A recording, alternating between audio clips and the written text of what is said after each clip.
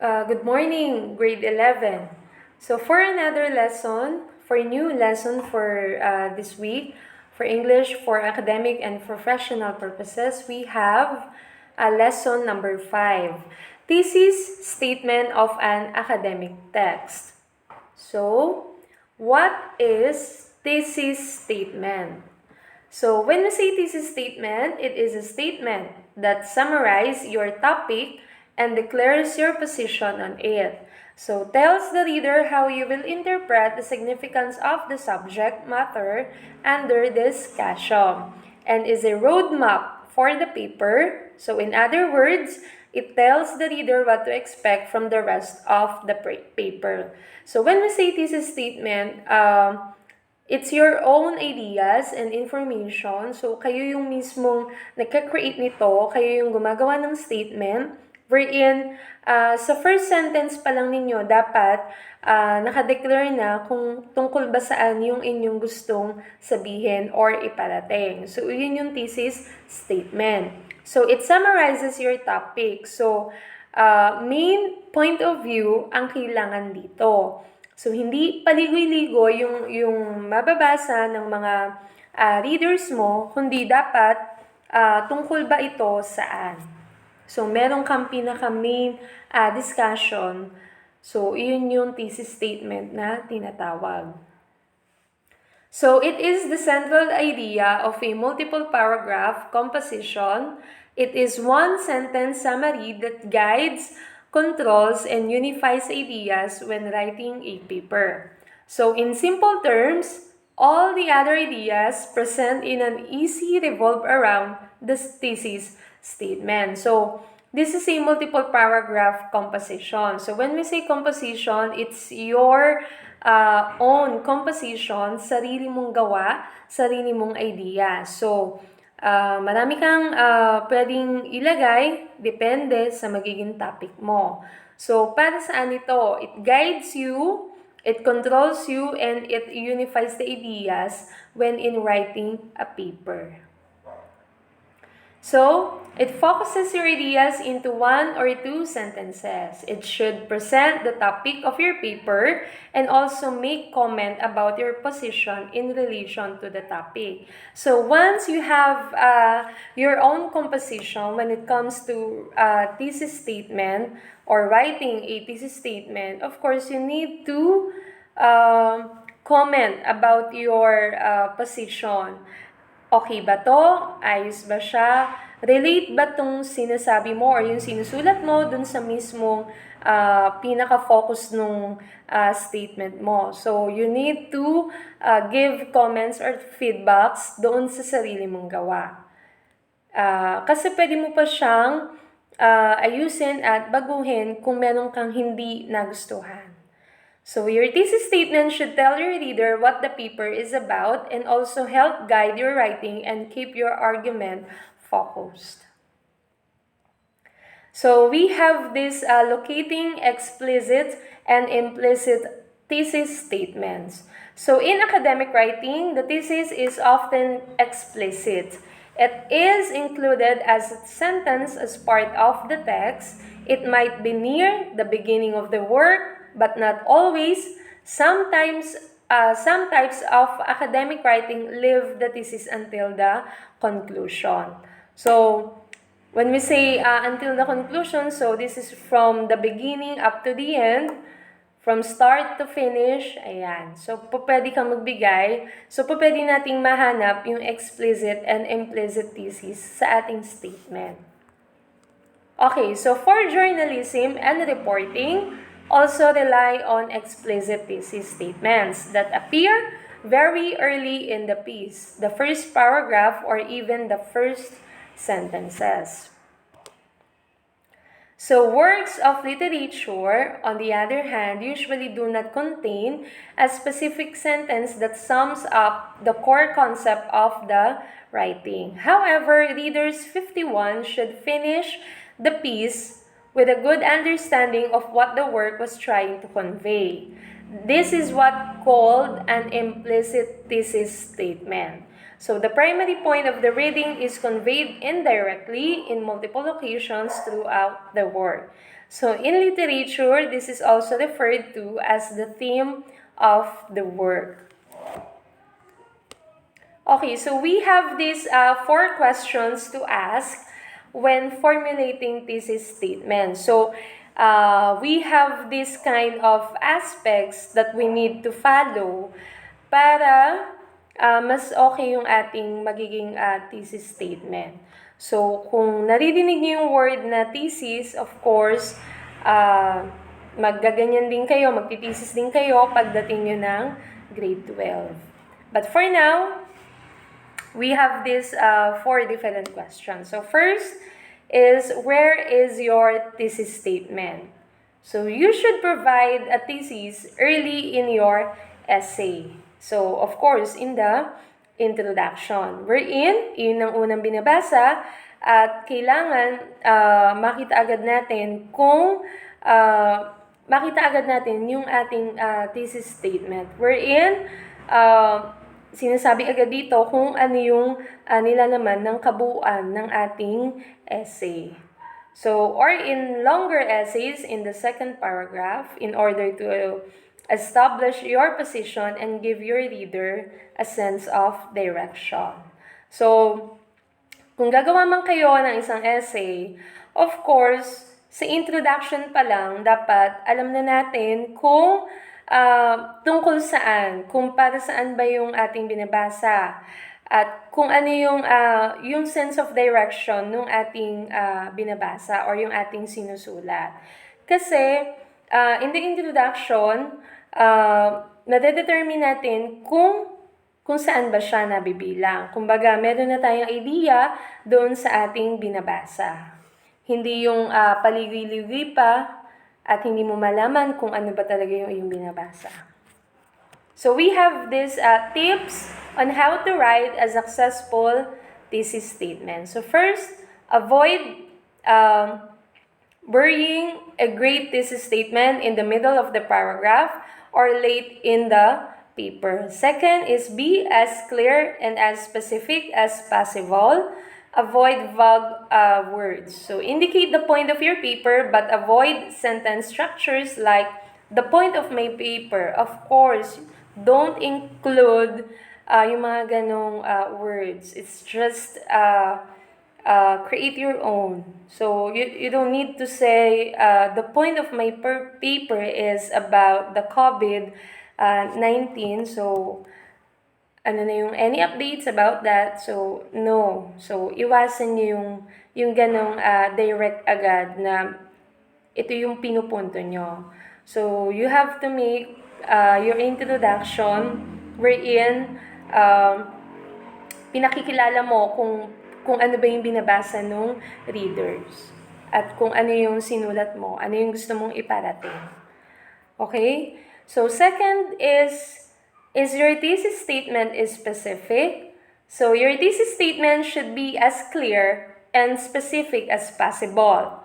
Normally, you will continue to refine your thesis as you revise your arguments, so your thesis will evolve and gain definition as you obtain a better sense of where your argument is taking you.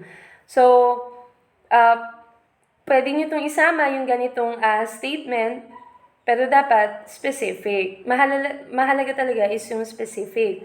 Hindi na kayo paligoy-ligoy or ang dami nyo pang sinasabi, pero naliligaw na yung inyong mga sinusulat dyan, nawawala na kayo sa focus dun sa pinaka-topic ninyo. So, dapat specific yung ating thesis statement. So, dapat nade-determine agad at nalalaman agad natin kung ano ba siya, tungkol ba siya saan. So we have these tips on how to formulate specific thesis statements. So this is about the formulating questions number 2. So we have this, are there two large statements connected loosely by coordinating conjunction? So for example, and, but, or, for, nor, so, and yet. So, would a subordinating conjunction help? So, for example, although, true, because, since. So, this is a signal relationship between the two sentences. So, pwede kayong mag-add ng ganito to sustain your good relationship with your paper. So, you can give different examples that use with the coordinating conjunction. So, pinagtatagpo mo yung dalawa sa gitna. So, pwede yon. So, pinaghahalin tulad mo, pinagsasama mo. So, pwede yon. Okay? Or do the two statements imply a fuzzy and focused thesis? If so, settle on one single focus and then proceed with further development. So, number 3, we have this, is your thesis statement too general? But when we say general, kabuuan, pangkalahatan, para sa lahat. So, your thesis should be limited to what can be accomplished in the specific number of pages. So, issue din to, ilang pages ba ang kailangan? So, ganyan. So, shape your topic so that you can get straight to the meat of it. So, being specific in your paper will be much more successful than writing about general things that do not say much. Don't settle for 3 pages of just skimming the surface. Okay. So, the opposite of a focused, narrow, crisp thesis is a broad, sprawling, superficial thesis. Compare this original thesis to general with 3 possible revisions, more focused, each presenting a different approach to the same topic. So after you write your thesis statement, of course, you need to check again your statements. Is it too broad? Is it general? Is this for everyone? Is this for kids only? For adults only? So you need to focus on that. And then you need to give comment about your writing. And then after that, check mo ulit kung okay ba siya, anong approach ang ginamit mo. So, pwede yun. Pwede silang lahat. Okay? So, for original thesis, there are serious objections to today's horror movies. So, for the revised thesis, because modern cinematics techniques have allowed filmmakers to get more graphic, horror flicks have desensitized young American viewers to violence. The pornographic violence in bloodbath slasher movies degrades both men and women. So, number 4, is your thesis statement clear? Of course, dapat ang pagsulat ng isang thesis statement ay dapat malinaw. So, kagaya ng sinabi ko, hindi kailangan paliligoy at kung saan-saan na napupunta ang inyong mga sinusulat. So, your thesis statement is no exception to your writing. It needs to be as clear as possible.